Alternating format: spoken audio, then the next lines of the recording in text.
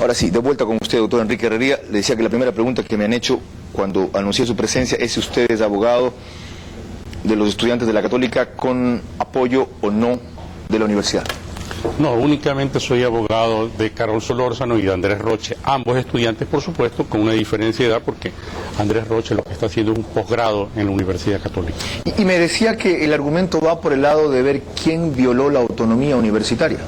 Hay algunas circunstancias que son agravantes para el gobierno. En primer lugar, el artículo 67 de la Constitución determina que en ningún centro de estudios, primario, secundario y superior, se puede hacer proselitismo político. En consecuencia, el presidente de la República violó esta disposición constitucional, que está obligado a conocerla.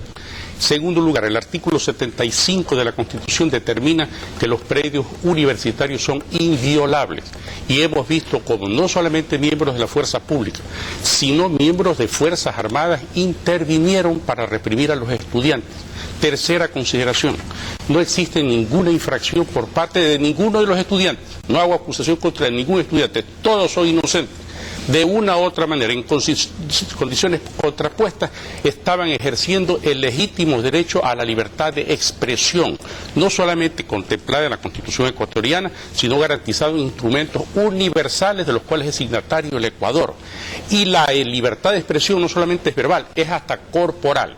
Para que en el evento de que hubiera una expresión corporal inadecuada, para decirlo de alguna manera, u obscena, eso de ahí está contemplado en el Código Penal en el capítulo de las contravenciones. ¿Sabe con qué sanción, licenciado Vera? Con únicamente multa de $2 a $4. Por lo tanto, es increíble que el presidente de la República intente hacer aparecer, y permítame estas pequeñas fotos, esta foto que me parece que es extraordinaria, ganadora de un premio, donde vemos un estudiante universitario, una joven estudiante de apenas 110 o 115 libras, que está apresada. Foto que no se vio en la cadena. Que no se vio en la cadena. Acá usted verá otra adicional a la misma joven, en medio de miembros de las Fuerzas Armadas, con cascos que parece que se van a la guerra de la tormenta del desierto, aprisionándola en el suelo. Y aquí están las fotos donde está golpeada en un centro de curaciones. A esta joven ejemplar estudiante se le acusa de haber atentado contra el presidente de la República, igual que a otros. A propósito de eso, algunas de esas imágenes mostramos, no con la extensión que los estudiantes quisieran, ni con los efectos que ellos han puesto, en la emisión del lunes pasado aquí en Ecoavisa. Segundo, los estudiantes han hecho una versión de aquello que no difundió el gobierno en sus cadenas, de la cual carecen de recursos económicos para pasarla. Requieren reunir $16.000. Tercero, volviendo a sus argumentos, en el mismo orden, se violó la autonomía universitaria, pero no únicamente la violó el presidente de la República, no la violó también la federación que lo invitó a hacer proselitismo y la autoridad que permitió que lo hiciera, habiendo sido notificado 2 días antes. Yo creo que aquí hay una suma de errores, podría decir de buena fe, del joven estudiante presidente de la asociación, que por sí ante sí se tomó la libertad de invitar al presidente de la República cuando no se había decidido eso en el Consejo Universitario. ¿Y? El segundo error, el error del señor rector de la universidad, de quien yo tengo muy buena opinión, pero cometió un error, una debilidad, de que sin haber sido invitado el presidente de la República y conociendo de que se iba a instalar era un acto de proselitismo político, conectó esa presencia del presidente, también él en primera fila. Sobre que los predios universitarios son inviolables por la fuerza pública, el presidente ha concurrido antes a otras universidades que también tienen predios universitarios con fuerza pública y no hubo el mismo reclamo, porque ahora sí lo hay. Yo creo que en primer lugar el presidente estaba impedido de asistir también a las otras universidades. Distinto es cuando un presidente va a un evento académico en el cual tiene legítimos contradictores para la sana discusión de ideas. En ese caso, bienvenido el presidente de la República, incluso con el concurso de su personal guardia de seguridad, no con la enorme cantidad de gente, pero además enorme cantidad de miembros de la fuerza pública. Ahí habían particulares, funcionarios públicos y guardaespaldas que fueron los que iniciaron los incidentes y los que iniciaron la agresión en contra de los estudiantes. Y lo otro, usted llama libertad de expresión a los términos que profirieron los estudiantes contra el presidente.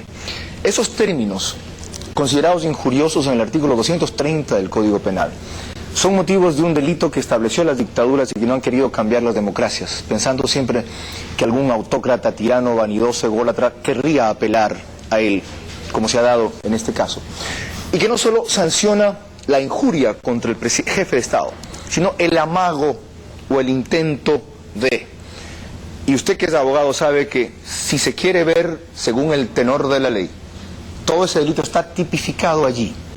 ¿Por qué no sancionarlos de acuerdo a ese artículo 230 y más bien exculparlos según el otro que usted invoca? La declaración de Chapultepec, que usted la conoce mejor que yo, que fue suscrita por personalidades de todo el continente y además que ha sido acogida, la declaración, por muchos de los gobiernos de los estados americanos, no por este de paso, ha despenalizado esos supuestos delitos de injurias contra el presidente, no contra por el funcionario público. Este se negó a suscribir la declaración de Chapultepec. ¿Por qué razón? Porque hay que ser muy ingenuo para no darse cuenta de que estamos siendo conducidos hacia un régimen totalitario, que es lo que se persigue con la aprobación de esta nueva Constitución. Ahora, ¿no habría por lo menos hay un conflicto entre dos articulados legales, el uno que defiende el derecho a la expresión aún corporal de los estudiantes y el otro que la penaliza aunque solo sea un amago, y le correspondería aquello decidir a quién, al fiscal, si prosigue, al juez? Ahí viene un caso grave. Yo, por ejemplo, no tengo certezas de la independencia y de la imparcialidad del Ministerio Fiscal. Porque si el presidente de la República se creyera injuriado, debió haber perseguido esa injuria por medio de una acción de carácter privado. No, él no se cree injuriado. No es es atentado contra la majestad de la presidencia. No es de acción pública. Él cita ese artículo. Es que no existe ese artículo, no existe la infracción, porque no puede haber infracción si la Constitución, que es la norma suprema, está despenalizando esa acción, porque está garantizando la libertad de expresión. En consecuencia, no existe infracción. Señor Vera, el problema aquí está dado porque se intenta encubrir con estas retaliaciones a los estudiantes lo que de veras está ocurriendo en el país, que usted lo acaba de señalar hace breves minutos. Se están firmando contratos a dedo, contratos sobre los cuales los ciudadanos ecuatorianos no conocemos las interioridades. Solo no existe en el sector petrolero hay 7, dijo el diario Hoy en su edición del lunes. Para no irnos del tema, Andrea Bernal, él tiene otras preguntas. Andrea. Gracias, Carlos. Doctor Herrería, buenos días. Andrea Bernal los saluda. Usted está como abogado defensor de Andrés Roche y Carlos Solórzano, nos lo dijo al inicio. ¿Hay demandas puntuales contra ellos, contra estos dos estudiantes?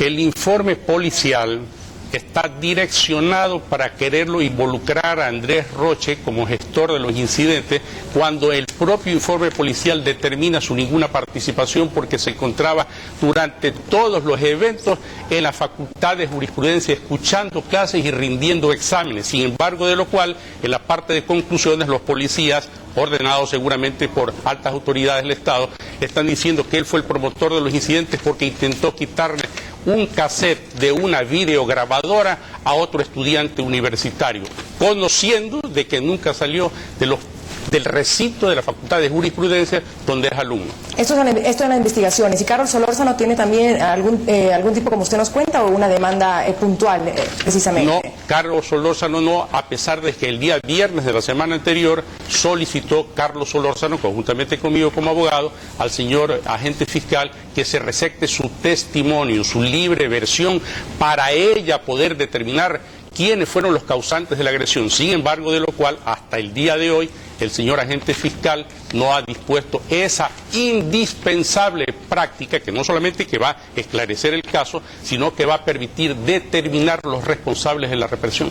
Finalmente, si la represión a los estudiantes fue tan injusta y el progreso de Guayaquil se ve amenazado por el proyecto de esta nueva Constitución, ¿por qué no hay una protesta masiva, como en cambio en Quito hay una adhesión masiva a ese proyecto?